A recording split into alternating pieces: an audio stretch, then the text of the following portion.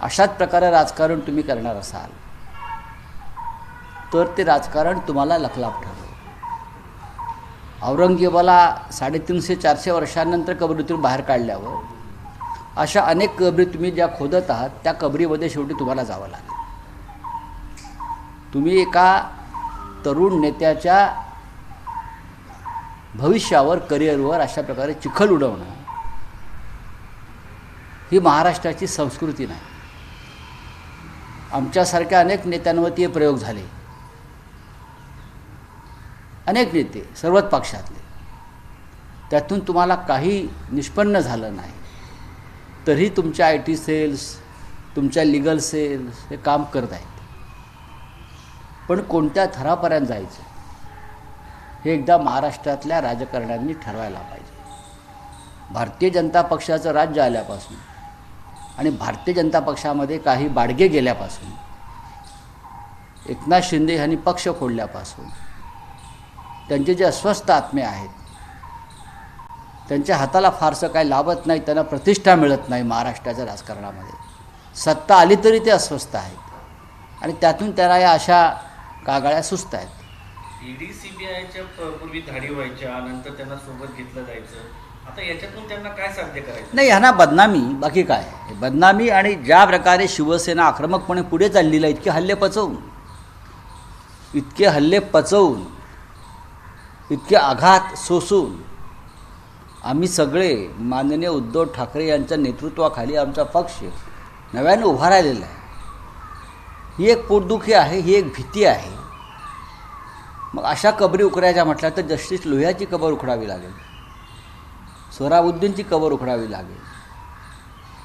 आणि महाराष्ट्रामध्ये, कोकणामध्ये बरं का, आमच्या रमेश गोवेकरपासून ते अंकुश राणेपर्यंत आणि सत्यविजय भिसेपर्यंत संपूर्ण महाराष्ट्रातून असे असंख्य शेकडो थडगी आणि त्यांचे तपास हे नव्याने करावे लागतील. सर, जी याचिका दाखल झाली आहे त्यात आदित्य ठाकरेंच्याच विरोधात गुन्हा दाखल करा आणि बरोबरच सचिन वाझे, एकता कपूर, बिनो मोरिया या सगळ्यांचेही नाव आहेत आणि त्यांचेही. बघा, असा आहे की हा तपासाचा एक भाग असू शकेल.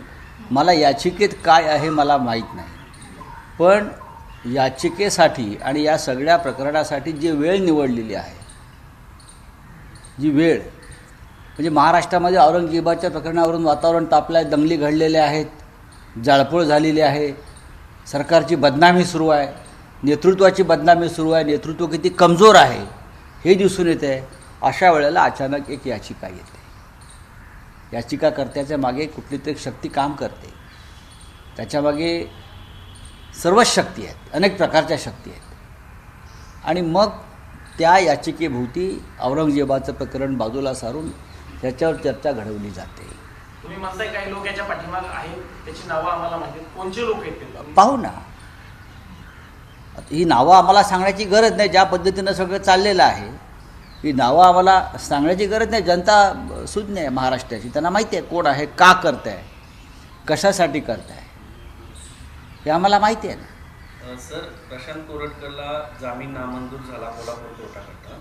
त्याला अटकेसंदर्भात नितेश राणेंना प्रश्न विचारल्यानंतर ते उठून जातात. मात्र दिशा सालियन, भारत पाकिस्तान, हिंदू मुस्लिम, औरंगजेबाची कबर याच्यावरती बसून प्रेस कॉन्फरन्स. बघा, हे जे सगळे लोक आहेत भारतीय जनता पक्षामधले हे बाडगे आहेत. यांनी वीर सावरकरांवरती चिखलफेक केलेली आहे, याने हिंदुत्वावर चिखलफेक केली आहे, याने मोहनराव भागवतांवर चिखलफेक केलेली आहे आणि आज हे यांचे ब्रँड ॲम्बॅसेडर आहेत.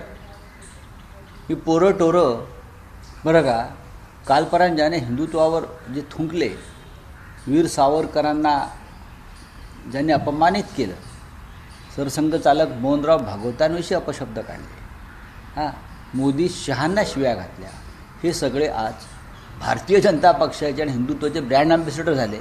यासारखं हिंदुत्वाचं दुर्दैव नाही.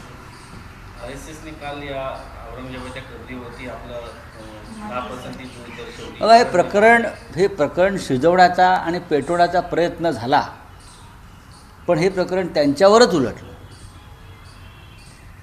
दंगल कुठे झाली तर नागपुरात झाली.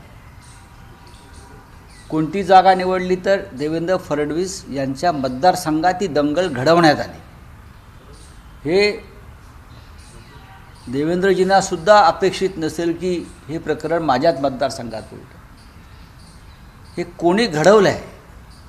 हे राज्याच्या मुख्यमंत्र्यांना कमजोर ठरवण्यासाठी किंवा बदनाम करण्यासाठी त्यांच्याच मतदारसंघाची निवड कोणी केली? कोण आहे? हा खरं म्हणजे तपासाचा विषय आहे. ही दंगल अशा प्रकारे महाराष्ट्रात अनेक ठिकाणी घडवायची योजना होती औरंगजेबावर, पण ठिणगी कुठे टाकली तर नागपुरामध्ये देवेंद्र फडणवीस यांच्या मतदारसंघात. याच्यामागे नक्की काय आहे? कोण आहे? कोणाचा इंटरेस्ट आहे? हा एक तपासाचा विषय आहे. सर, जेव्हा इतर वेळेस आंदोलनं होतात तेव्हा त्या प्रस्तुत व्यक्तीचा पुतळा जाळला जातो, त्याच्या संबंधित रंग जाळल्याचं असं पाहिलं की, किंवा भगवा कधी रंग जाळण्यात आला नाही किंवा एखादी चादर जाळण्यात आली नाही. याच्यामध्ये हिरवी चादर का आणण्यात आली? हिरवी चादर, तुम्हाला हिरव्या रंगाचा जर एवढा तिटकारा असेल तर तुमच्या स्वतःच्या झेंड्यामध्ये हिरवा रंग आहे, तो जाळा. मग ही सगळी हिरवळ आहे, निसर्ग आहे, तो तुम्ही बेचिराग करणार आहात का? हा हिरवा रंग तुम्ही नष्ट करणार आहात का? हे अत्यंत मूर्ख लोक आहेत, ज्यांचं हिंदुत्वाशी आणि या देशाशी काहीच घेणं नाही. हे बिंडोक लोक आहेत आणि हे बिंडोक लोक भारतीय जनता पक्षाचा वॉशिंग मशीनमध्ये टाकून, बरं का, त्यांना जे काही पवित्र केलेलं आहे त्याची फळं आज भारतीय जनता पक्ष आणि देश भोगतो आहे. सर, आरोग्य विभागात एक मोठा वाहन क्या आपका क्या है? मर्डर केस में सीबीआई के लिए देखिए, मर्डर केस की बात जो है, आप जो सब इस्तेमाल गलत कर रहे हो. मैंने जो पुलिस की जांच मैंने देखी है वो एक्सीडेंट था, वो एक्सीडेंट है, मर्डर केस नहीं है. ये आप बोल रहे हो. आपके माध्यम से ये बुलवाया जा रहा है. 5 साल के बाद उसके पिताजी ने ये एक पिटीशन दायर किया है. ये पिटीशन के पीछे क्या राजनीति है ये पूरे राज्य को मालूम है. 5 साल, मेरी बात पूरी नहीं हुई है. 5 साल में बार बार इस बारे में प्रश्न चिन्ह उठाने की कोशिश की. ये पहली बात. दूसरी बात ये है कि उस मामले में जांच पूरी हो गई थी और जांच में बहुत से तथ्य जो सामने आए हैं वो भी ऑन रिकॉर्ड है. 5 साल के बाद अब एक राजनीति हो रही है. इसलिए राजनीति कि औरंगजेब का विषय महाराष्ट्र में ये लोग नहीं चलाया पाए और उनके ऊपर उलट गया औरंगजेब. जो कब्र से निकालने की कोशिश की औरंगजेब को, वो उनके ही उधर बैठ गया कंधे पर. अब उसके छुटकारा पाने के लिए ये दिशा सालियन वाला विषय को ये लोग तूल दे रहे हैं. ये राजनीति है, लेकिन एक गंदी राजनीति, ये हरकतें महाराष्ट्र में जो हो रही है उससे हमारा राज्य बदनाम हो रहा है. एक युवा नेता जो अच्छा काम कर रहा है उसको बदनाम करने की एक कोशिश है, हमारे पार्टी को बदनाम करने की एक कोशिश है. औरंगजेब नहीं चला तो ये चलाओ, ये नहीं चला तो ये चलाओ. ये कौन कर रहा है और क्यों कर रहे हैं? ऐसे अगर आप कब्र खोदते जाएंगे तो ऐसी ही देश में बहुत से कब्र है. जस्टिस लोहिया से लेकर सोहराबुद्दीन तक महाराष्ट्र में तो गांव-गांव में ऐसी कब्र, और राजनेताओं की और बीजेपी के लोगों की, और हमारे कोंकण एरिया में. हम भी बात कर सकते हैं लेकिन हम बात नहीं करेंगे. सर, ज्या औरंगजेबाच्या विषयावर नागपूरमध्ये हे सगळं घडलं, त्याच्यापूर्वी काही राज्यातील एक मंत्री विधानं करत होते ना, नितेश राणे अशी विधानं करत होते, आणि त्यानंतर ही सगळी घटना घडली. त्यांना याबद्दल विचारायच्यानंतर ते म्हणतात मी मुख्यमंत्र्यांचा लाडका आहे त्याच्यामुळे मुख्यमंत्री माझे कान. बघा, ते जेव्हा महाराष्ट्रामध्ये दंगली होतात, खुनाखुनी होते, भडकावाभडके होते आणि त्यासाठी जे उत्तेजन दिलं जातं अशा मंत्र्यांच्या वक्तव्यातून, तेव्हा हे महाशय म्हणतात माझा बॉस सागर बंगल्यावर बसला आहे, माझं कोण काय उखडणार आहे. ही जर भाषा असेल मंत्र्यांची आणि राज्याचे गृहमंत्री ऐकत असतील, त्याचा अर्थ महाराष्ट्र पेटवण्याला तुमचं एक प्रकारे समर्थन आहे. आणि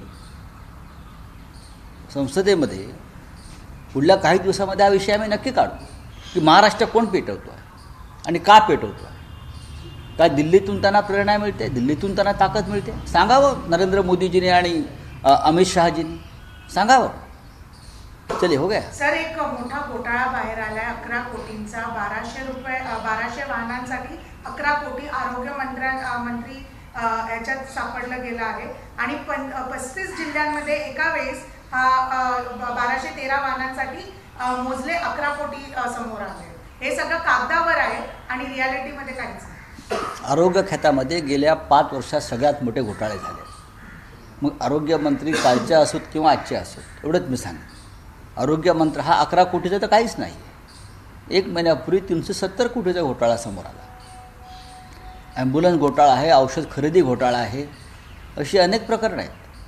पण त्यानंतर आरोग्य खात्यातल्या बदल्या आणि बढत्यातला घोटाळा आहे.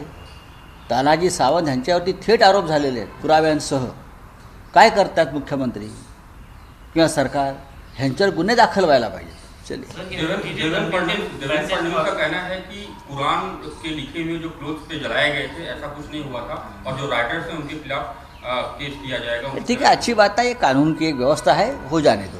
सर, हे जे मेसेज व्हायरल झाले त्यांचं म्हणणं आहे की बांगलादेशच्या IP ॲड्रेसवरून व्हायरल करतात. मला असं वाटत नाही. तुमच्याच राज्यामध्ये का झाले, तुम्ही काय करत होतात?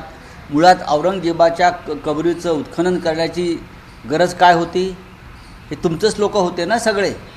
आपण तुमच्या मंत्र्यांची, तुमच्या नेत्यांची वक्तव्य तपासा.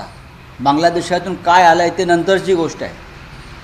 बरं, आधी तुमचे भाजपचे आमदार, खासदार, पुढारी, विश्व हिंदू परिषद, बजरंग दल, विधान परिषद, विधानसभेतले तुमचे आमदार, मंत्री, ह्यांच्यावर तुम्ही काय कारवाई करणार? बांगलादेश काय घेऊन बसलात? सर, परभणी आम्हाला दंगल झाली, नंतर बीड पेटलं, नंतर पाहिलं आपण तर नागपूरमध्ये दंगल झाली.